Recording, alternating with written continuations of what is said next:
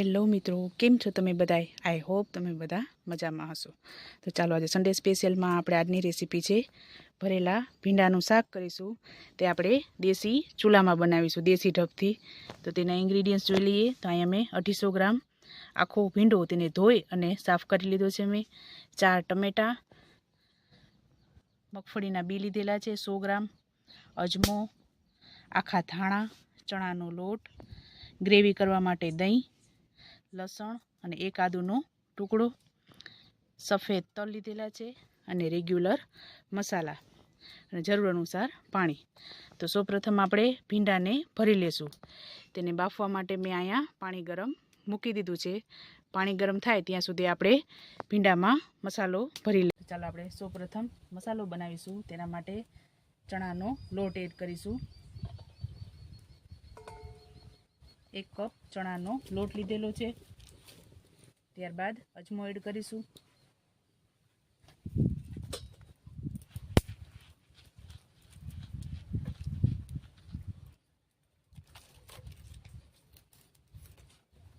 સફેદ તલ,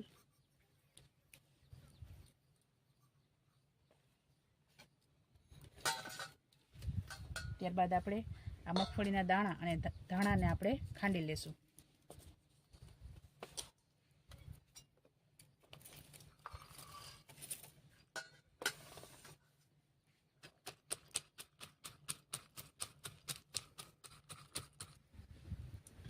તો આપણે આ મગફળીના બીને ખાંડી લીધા છે. તે આપણે એડ કરી દઈશું. થોડાક આખા પાખા ખાંડીશું, જેથી મોઢામાં આવે તો આપણે મસાલો અને ભીંડો બે ભાવે તેના માટે. અને આ મેં લસણની ચટણી બનાવેલી છે. આમાં આદુ અને લસણ અને 2 ચમચી કશ્મીરી મરચું નાખી અને આને મેં ચટણી બનાવી લીધી છે. તે એડ કરીશું. થોડીક આપણે મસાલો વઘારશું તેમાં એડ કરીશું. ત્યારબાદ 2 ચમચી ધાણા જીરું,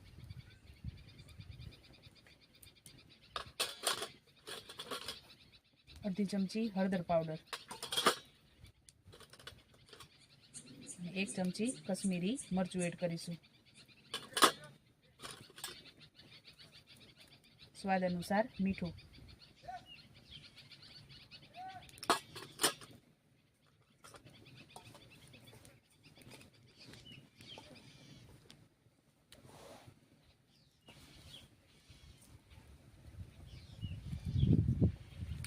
હવે આ અડધો લીંબુનો રસ એડ કરીશું.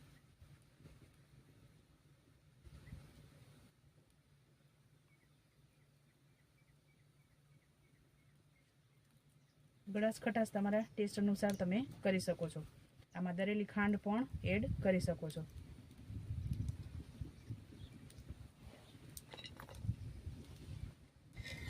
ત્યારબાદ આપણે 2 ચમચી તેલ એડ કરીશું.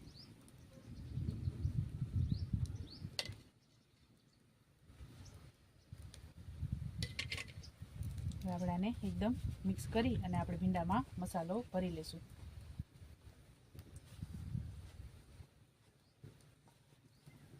જરૂર લાગે તો આપણે 2 ચમચી આમાં પાણી એડ કરીશું. તેલનું પ્રમાણ ઓછું રાખવાનું છે. આપણે મસાલો અંદરનો ભરીએ એમાં.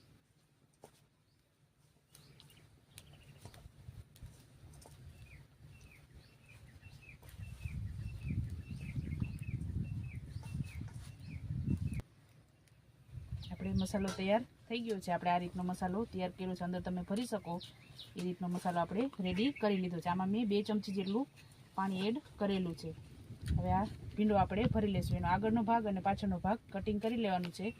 વચ્ચે એક કાપો પાડી અને આમાં આપણે મસાલો ભરવાનો છે.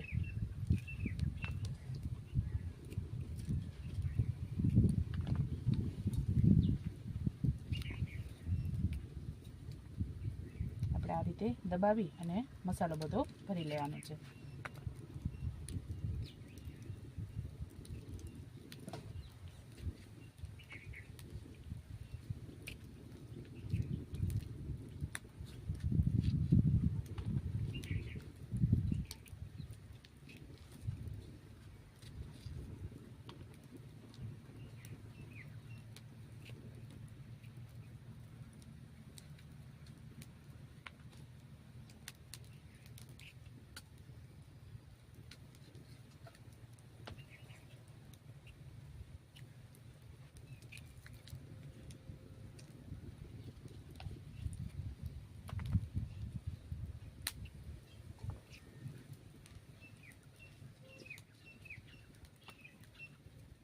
એટલે આ રીતે બધો ભીંડો ભરી લેશું.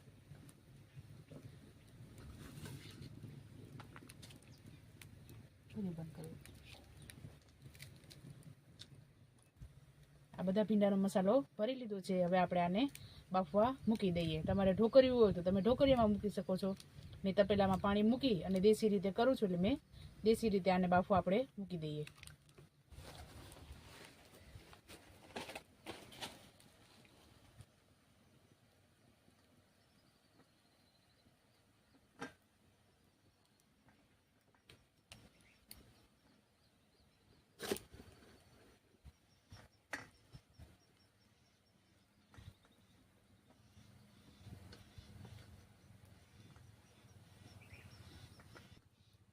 મેં જેમ તપેલામાં મૂક્યું છે એવી રીતે તમે ઘરે કરો તો તમે ઢોકળિયામાં આપણે મૂકી શકીએ છીએ. આ જ રીતે નીચે પાણી મૂકી આ રીતે ઉપર ભીંડો મૂકી દેવાનો. અને ડાયરેક્ટ વઘાર કરવો હોય તો ડાયરેક્ટ વઘાર પણ કરી શકીએ છીએ. પણ ભીંડો આપણે બહુ હલાવીએ તો ભીંડો ભાંગી જાય. એટલે બાફીને પછી વઘાર કરીએ તો ભીંડો એ જ રીતે આખો રહીએ છે. એટલે હવે આપણે આને ઢાંકી દઈશું.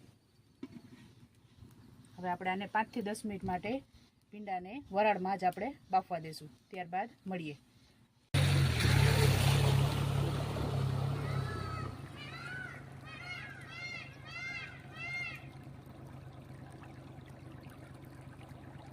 મરચાં લીધેલા છે. હવે આપણે આમાં વચ્ચે ચીર કરી અને આ મસાલો આપણે એમાં ભરી લેશું. આ ભરેલા ભીંડા સાથે ભરેલા મરચાં ખાવાની ખૂબ જ મજા આવે છે. વાડીએ છીએ તો વાડીએ મરચાં તો જોઈએ જ આપણે, તો આપણે ભરેલા મરચાં બનાવીશું.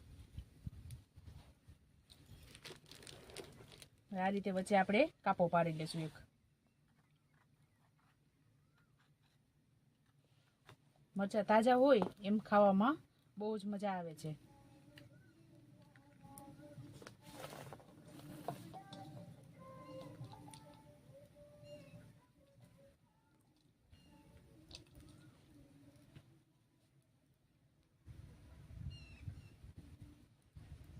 લેવાનું છે મરચામાં.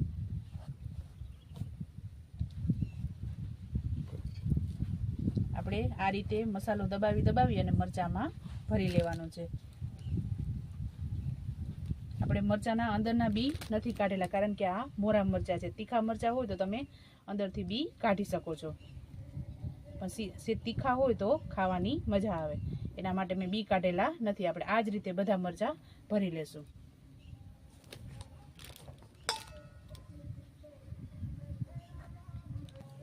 હવે આપણે આ ભીંડાને જોઈ લઈશું. 5 થી 10 મિનિટ જેવું થઈ ગયું છે. તો આપણો ભીંડો ચડી ગયો છે. હવે આપણે આને કાઢી લેશું અને ઠંડુ થાય ત્યારબાદ આપણે વઘાર કરીશું. હવે આપણે આને કાઢી લેશું. શકો છો તમારે મિક્સરમાં ટમેટાની પ્યુરી કરવી હોય તો તમે મિક્સરમાં કરી શકો છો. હું આ રીતે વરાળમાં બાફી એની છાલ ઉતારી અને આપણે ડાયરેક્ટ વઘાર કરીશું. તો આપણે આને 2 મિનિટ માટે ઢાંકી અને આને વરાળમાં પાકવા દઈશું. આપણે મરચાં અને ટમેટા બે બફાઈને રેડી થઈ ગયા છે. તો આપણે એને કાઢી લઈશું.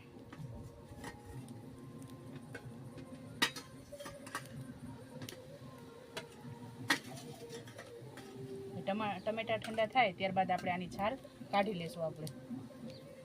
તો હવે આપણે શાકનો વઘાર કરી લઈએ. હવે આપણે શાકનો વઘાર કરીશું. તેના માટે સૌપ્રથમ આપણે તેલ એડ કરીશું.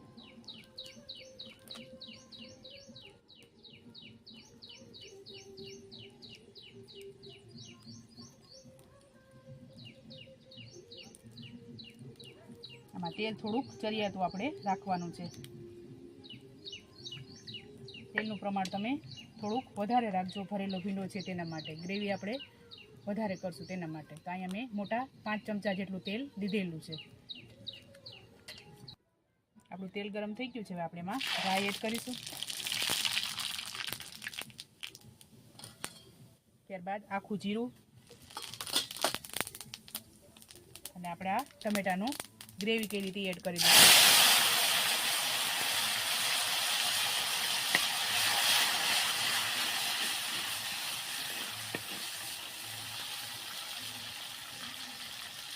ત્યારબાદ અડધી ચમચી હળદર, 2 ચમચી ધાણા જીરું, સ્વાદ અનુસાર મીઠું એડ કરીશું.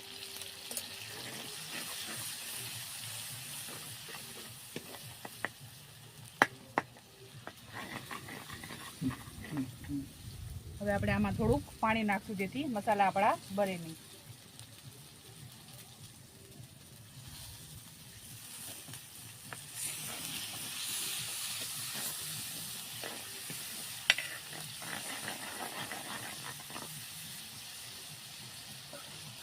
બે મિનિટ આને પાકવા દઈશું આપણે. હવે આપણે આ લસણની ચટણી એડ કરીશું.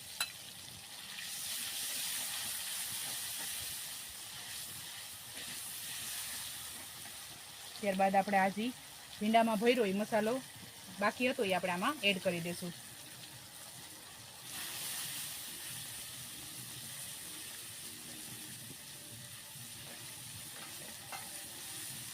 થોડુંક 2 ચમચી જેટલું પાણી એડ કરીશું. મસાલો આપણે થોડોક વધારે કરવાનો જેથી આપણે શાકમાં એડ કરી શકીએ અને એનો ટેસ્ટ સરસ આવે છે આ મસાલો એડ કરવાથી. ત્યારબાદ આપણે આ દહીં એડ કરીશું.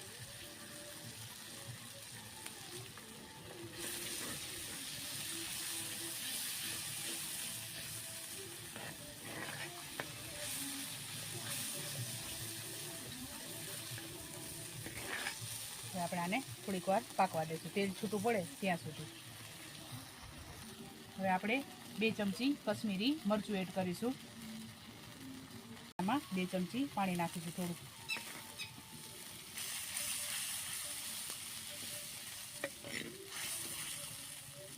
આપણી ગ્રેવી એકદમ ઘાટી થઈ ગઈ છે. હવે આપણે થોડીક વાર પાકવા દઈશું જેથી તેલ છૂટું આમાંથી પડે. ત્યારબાદ આપણે ભીંડો એડ કરીશું. ભીંડાને આપણે બહુ હલાવવાનું નથી, નકર આપણે ભીંડો ભાંગી જશે કેમ કે એને વરાળમાં બાફેલો છે એટલે. આપણે મસાલો એકદમ ચડી જાય ત્યારબાદ ભીંડો એડ કરીશું.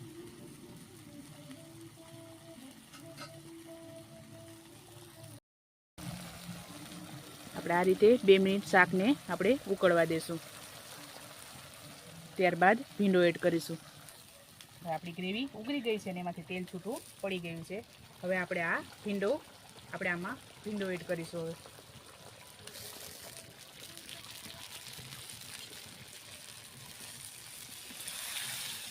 હવે આપણે આને બહુ હલાવવાનું નથી, નકર આપણો ભીંડો ભાંગી જશે.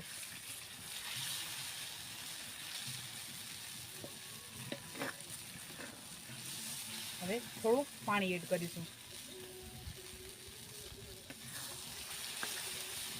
શાક રેડી થઈ ગયું છે. તો હવે આપણે આને ઉતારી લઈએ અને શાકને સર્વ કરી લઈએ.